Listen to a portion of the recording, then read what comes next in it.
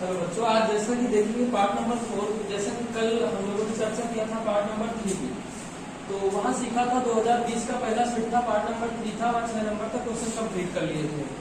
तो आज सीखेंगे पार्ट 4। अगर पार्ट 4 देखना है, इसके पहले वाला देखोगे पार्ट 3 तो डिस्क्रिप्शन में मिल जाएगा आपको लिंक, ठीक है, देख लीजिएगा। पार्ट 4 की बात करते हैं। आज से आपका जो ये सेट नंबर 1 है आपका समाप्त हो जाएगा 2020 का। तो आइएगा, पहला सवाल देखो, लिखा है कि युग्म समीकरणों के युग्म माने जोड़ा होता है। पहला समीकरण दिया है 3x + y - 12 = 0। दूसरा समीकरण दिया है, दे रखा है x - 3y + 6 = 0। कह रहा है कि को ग्राफीय विधि से हल कीजिए। पहला क्वेश्चन हो गया, ग्राफीय विधि से हल कीजिए तथा उस त्रिभुज का क्षेत्रफल की ज्ञात कीजिए जो रेखाएं x अक्ष से बनाती है, यानी x अक्ष से जो घिरेगा उस त्रिभुज का क्षेत्रफल हमको बताना है। अब यहाँ से करते क्या है कि एक सारणी बना लेते हैं। इसके लिए भी एक सारणी बना लेंगे हम लोग, x वाली यहाँ लिख लेंगे और इसके लिए भी एक सारणी बना लेते हैं। फिर उसके बाद ग्राफ बनाएंगे। अब यहाँ से देखना यह है कि x y के मान निकालना है, ठीक है। यहाँ आप ध्यान से देखना, मैं समझा रहा हूँ कि यहाँ आप जैसे 0 रखोगे x का मान, यहाँ 0 रखोगे तो ये पूरा 0 हो जाएगा। y - 12 = 0, तो ये माइनस का प्लस का जाएगा, कितना जाएगा 12, ठीक है। एक बार अगर यहाँ आप y का मान अगर आप 0 रखते हो, ये तो खत्म हो गया, ये माइनस का प्लस का जाएगा, 3 × 12 कट जाएगा, यानी कितना आ जाएगा 4 आ जाएगा, ये 0 हो जाएगा। आ गया। इस पे इसी प्रकार निकाल लेते हैं हम लोग। अब बात समझिएगा, यहाँ x का मान अगर 0 रखते हैं, श्रीमान ध्यान से देखिएगा, यहाँ अगर 0 रखते ये माइनस का रखा, प्लस का ले जाएंगे, ये प्लस का इसी तरफ रखा रहने दीजिएगा। 3 से काट दिएगा, 3 दूनी 6, यानी y का मान कितना आ जाएगा 2 आ जाएगा, ठीक है। उसके बाद बात करते हैं, अगर y का मान अगर 0 रखते हैं, y का मान अगर 0 रखते हैं हम लोग, तो x का मान कितना आ जाएगा -6 आ जाएगा। क्यों? क्योंकि ये तो आपका 0 हो गया, ये बचा प्लस का, माइनस का उस तरफ चला जाएगा, माइनस का हो जाएगा, यानी कितना आ जाएगा y का मान 0 आ गया, x का मान कितना आ गया -6। अब आइएगा ग्राफ बनाते हैं लोग। ग्राफ में सबसे पहले बिंदु अंकित करते हैं। ये आपको पता है मूल बिंदु है, यहाँ कितना ले लें, हाँ सीधा सीधा हम उठा रहे हैं 4, कुछ दूरी पे लेते हैं, या 1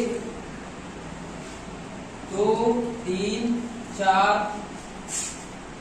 -1 -2 -3 -4 -5 -6। तो x अक्ष की ये ऋणात्मक दिशा है, ये x अक्ष की धनात्मक दिशा है, ये y अक्ष की धनात्मक, ये y अक्ष की ऋणात्मक दिशा है। ये मूल बिंदु है, जहाँ दोनों अक्ष जिस बिंदु पर काटते हैं उसे मूल बिंदु कहते हैं। अब y में कितना जा रहा है 12, यानी इसको उठाएंगे भैया, सीधा सीधा उठा लेते, 2 से उठा लेते, 2 4 6 8 10 12, यहाँ कहीं जाएगा, ठीक है, ध्यान से समझिएगा। ओके, इसमें क्या कह रहा है 2, चलो कोई बात नहीं। आइएगा एडजस्ट कराते हैं लोग। इसे 0,12 है, 0,12 तो यही हो जाएगा ना, 0,12, यानी इसके लिए निशान कितने हो जाएंगे 0,12। पहला x का मान यानी खुद बोलते हैं, y का मान को कोड बोलते हैं। 4,0, x में कितना क्या 4, 4,0, इसको ऐसे मिला दीजिएगा, मिल गया। इसको भैया एडजस्ट कराते हैं। 0 का मान 2 लिखा, देखो x में तो 0 गया, y में कितना गया 2, यानी ये 2 जा रहा है ना, ध्यान से समझिएगा। फिर -6 का मान 0, -6 का इस तरफ जाएगा, ये देखो जा रहा है -6, तो -6 का मान 0, ये कितना गया था 0 का मान 2। अब इसको ऐसे मिलाइएगा, ऐसे जाएगा, ऐसे ऐसे चला जाएगा। अब अगर जिस बिंदु पर ये काटते हैं भैया, इसको ध्यान से देखना, अगर आपको x y के मान प्राप्त करना, इसको नहीं हल करके बताना है तो बता लीजिएगा। ये किसके सामने 3 के सामने आ रहा है, ध्यान से समझिएगा। ये यहाँ से लाइन अगर मारेंगे तो ये भी 3 के सामने, देखो 2 और 4 के मध्य पर रहा, तो मध्य आपका 3 पड़ेगा, यानी आपका उत्तर क्या आ जाएगा, x बराबर भी 3 है, y बराबर भी 3। निर्देशांक अक्ष से जो रेखाएं x अक्ष से बनाती है, क्षेत्रफल ज्ञात कीजिए। x अक्ष से बनाती, कौन सी x अक्ष से बना रही, ध्यान से समझो। ये आपकी, ये देखो इतना ही तो x अक्ष से बना रहा कि नहीं बना रहा, यानी इस भाग का क्षेत्रफल, ये आपका लंब पड़ गया भैया। लंब कितना हो गया 3 हो गया। आपको पता लंबी तो पड़ गया कि नहीं पड़ गया, समकोण त्रिभुज का क्षेत्रफल 1/2 आधार इंटू ऊंचाई। अगर इस भाग का इसको ए मान लीजिएगा, कुछ देर के लिए इसको बी मान लीजिएगा, इसको सी मान लीजिएगा। आप लिखोगे एरिया ऑफ ट्रायंगल एबीसी। 1/2 आधार का मान ध्यान से समझो, यहां से लेकर यहाँ 6, ठीक है, यहाँ 4 है, 6 4 10 हो जाता है, पूरी दूरी लेंगे ना टोटल तो 10 हो जाएगा। बुरा ऊंचाई कितनी है 3, 2 5 10 5 नहीं है 15, आपका 15 उत्तर आ जाएगा। तो बच्चों ये वाला सवाल खत्म हुआ। इसके बाद देखो इसी में कहा गया अथवा में एक सवाल लिखा है, अब उसको बताने जा रहे हैं।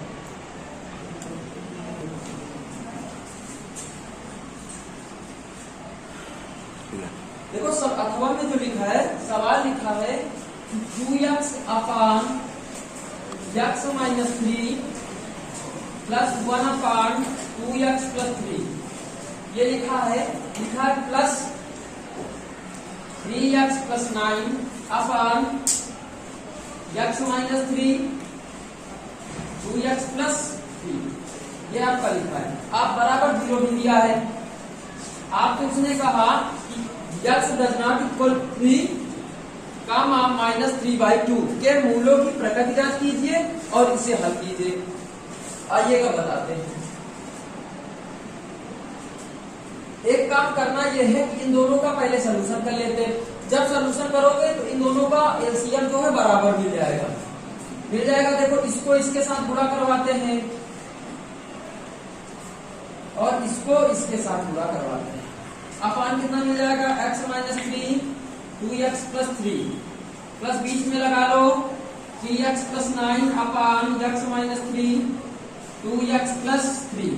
अब देखो आप एक गौर से देखिएगा तो दोनों के एलसीएम से बराबर है, ऊपर जुड़ जाएगा, गुणा कर दो, 2 दूनी 4 हो जाएगा, प्लस 2 3 6 हो जाएगा, प्लस x माइनस 3 हो जाएगा, plus 3x plus 9 upon x minus 3 यहाँ बराबर 0 है श्रीमान, ठीक है, 2x प्लस 3 बराबर 0। अब एक काम करना यार, ये तो पूरा देखो भाग में रखा, गुणा में जाएगा 0 हो जाएगा, ये तो मुझे काम खत्म हो गया इनका, ठीक है। आगे देखिएगा इनका, देखो x कितना हो जाएगा, ये x स्क्वायर बन जाएगा, ठीक है, ये हो जाएगा 6 1 7 7 3 10 है ना, 4x स्क्वायर प्लस का 10x प्लस का 6 इक्वल 2 से भाग चला जाएगा, कर दीजिएगा, ये हो जाएगा 2x square plus 5x plus 3 equal 0 कर दो। अब इसके गुणनखंड आपको करना, सुंदर सुंदर द्विघात समीकरण बन गया।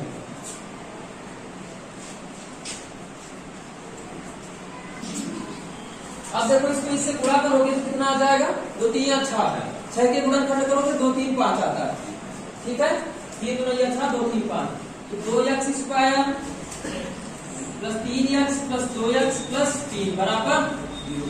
गुणनखंड ले लीजिएगा, इससे कॉमन 2x कॉमन हो जाएगा तो x प्लस 3 बच जाएगा, इससे 1 ले लो तो 2x प्लस 3 बच जाएगा बराबर 0। तो हो जाएगा x, यहाँ 2 बचेगा, 2 लिया था क्या, नहीं 2 नहीं लेना, 2 बच जाएगा, x कॉमन लिया था तो यहाँ हो जाएगा 2x प्लस 3, यहाँ हो जाएगा x प्लस 1 बराबर 0। आइएगा अब एक काम करते हैं, इनको 0 करते हैं,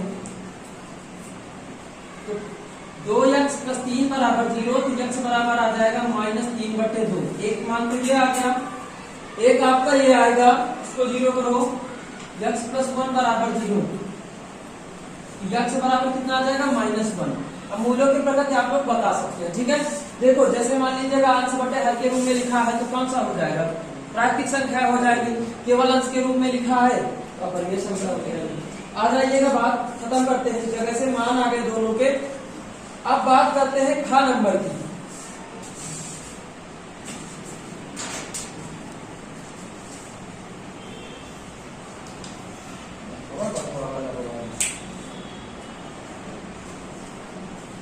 खा नंबर में लिखा है, देखो रचना का सवाल है, ठीक है, लिखा है त्रिभुज एबीसी को खींचिए जिसमें एबी बराबर 6 सेंटीमीटर 6.5 सेंटीमीटर है भैया, कोण बी बराबर 60 अंश है, कोण BC बराबर भुजा BC बराबर 5.5 है। एक अन्य त्रिभुज की रचना करनी है। 4 नंबर का क्वेश्चन आता है, 100% है। ठीक है, इसमें 6 नंबर का दिया है। आइएगा देखते हैं इसको लगाते हैं। सबसे पहले देखो पॉइंट वाइज खेलेंगे, यानी पॉइंट में आप लोग रचना लिखेंगे। ठीक है, number 1, number 2, number 3 point number डाल के चले जाएंगे। अब देखो सबसे पहले BC बराबर 5 सर्वप्रथम लिखेंगे पॉइंट नंबर 1, BC बराबर 5.5 सेंटीमीटर रेखा खींचा। ठीक, फिर B बिंदु पर कहना 60 इंच का कोण बनाओ, तो B बिंदु पर 60 इंच का कोण बनाया। फिर क्या कह रहा, आपको पता है कि BC मालूम है, A यहाँ कहीं पड़ेगा, AB दे दिया है, यानी बिंदु B से 60 अंश के कोण वाली रेखा पर 6.5 सेंटीमीटर का चाप लगाया, जो A बिंदु पर काटता है। A को बिंदु C से मिलाया, अतः अभीष्ट त्रिभुज ABC आपका कंप्लीट हो गया। इसके बाद कहता है कि समरूप त्रिभुज ABC के समरूप त्रिभुज AB' की रचना कीजिए, जिसकी भुजा त्रिभुज ABC की भुजाओं की 3/2 गुनी 3/2। बड़ा आसान सा तरीका है, कभी जिंदगी में नहीं भूलोगे, 100% है। BC रेखा के नीचे की ओर क्यून कोण बनाती हुई रेखा BX खींचा। समझ जाओगे, सारे सवाल ऐसे बताएंगे। BX खींचा, आपको सबसे पहले याद रखना है कि जो सबसे बड़ा हो, चाहे उस पर लिखा हो चाहे नीचे लिखा हो, इससे कोई मतलब नहीं है। जो सबसे बड़ा हो उतना ही भाग करोगे। 3 सबसे बड़ा है तो 3 सबसे भाग करोगे। BX रेखा के 3 बराबर भाग किए, जो क्रमशः x1, x2 और x3 है। लेकिन कसम खा लो गंगा मैया के, मिलाओगे नीचे वाले को। बड़ा हो छोटा हो नहीं मतलब, लेकिन मिलाओगे नीचे वाले को। सबसे पहले 2 को मिलाना है, यानी बिंदु C से मिलाओगे। कैसे, यहाँ प्रकार की नोक रखोगे, ऐसे चाप लगाओगे, ये जहां पे ऐसे काटेगा उसे मिला दोगे। बात समझ में आगे। पॉइंट में लिखते जाना कि बिंदु C को x2 से मिलाया। अब करोगे क्या, अगले वाले पॉइंट में लिखना है कि CX2 समांतर C' यहाँ नहीं पड़ेगा भाई, ये डैश आगे जाएगा, देखते हैं। समांतर C' रेखा खींचा, जो BC को आगे बढ़ाने पर C' पर काटती। समांतर रेखा खींचना उसी प्रकार यहाँ प्रकार में रखे, ऐसे रख के मिला दोगे। तो ये वाली रेखा इस रेखा के समांतर खींचा, जो BC को आगे बढ़ाने पर C' पर काटती है। पॉइंट कंप्लीट हो गया। उसके बाद यहां से करेंगे इस वाली रेखा के समांतर AC समांतर A' खींचेंगे हम लोग। AC समांतर A' रेखा खींचा, जो AB को आगे बढ़ाने पर A' पर काटती है। अतः आपका अभीष्ट त्रिभुज A'BC' है। यही आपकी रचना करनी थी। बात समझ में आ गई। AB'C यही रचना आपको करनी थी। आगे बात समझ में आइएगा। इसी का अथवा एक और लिखा है, आओ देखते लास्ट वाला। इसी का अथवा देखो लिखा है, ये रचनाओं से सवाल है। यानी एक तुम लोगों ने रचना पढ़ी होगी कि बाह्य बिंदु से वृत्त पर स्पर्श रेखा युग्म खींचना। युग्म माने होता है जोड़ा, ठीक है, उसी से है संबंधित। देखो 8 सेंटीमीटर, इसमें भी पॉइंट 1 खेलना है, पॉइंट नंबर से डालना है। 8 सेंटीमीटर लंबा रेखाखंड AB खींचिए। अब खींच लीजिए, जो जैसा कहता है करते जाओ यार, लेकिन दिमाग से भी सोचो। सवाल कह रहा हूँ, सवाल कहे तो करो, दुनिया नहीं। A को केंद्र मानकर 4 सेंटीमीटर त्रिज्या का वृत्त बनाया। A को केंद्र मानकर 4 सेंटीमीटर त्रिज्या का वृत्त बनाया, बन गया भाई। फिर आगे देखो, B को केंद्र मानकर 3 सेंटीमीटर त्रिज्या का वृत्त बनाया, बना लो। अच्छा, 3 सेंटीमीटर त्रिज्या का वृत्त बनाया। कह रहा एक दूसरे से वृत्त की स्पर्श रेखाएं युग्म बताओ।